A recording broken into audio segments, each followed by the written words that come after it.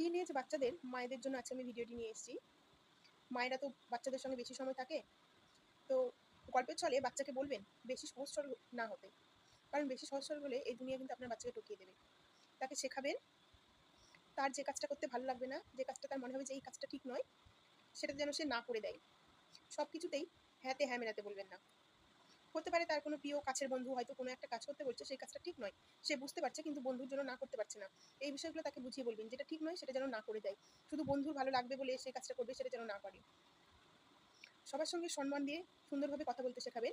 কিন্তু যদি দেখেন যে কেউ তাকে বারবার নিচু দেখাতে চাইছে, ছোট করতে চাইছে, তো সেইসব জায়গা থেকে সরে আসতে বলবেন বা উচিত জবাব দিতে বলবেন।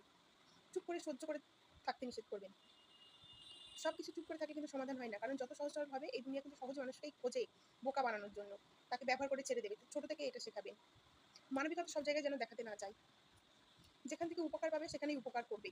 বা উপকার করলে যদি উপকার রিফান্ডে না আসে তো সেই ক্ষেত্রে উপকার বারবার যেচে করার প্রয়োজন নেই।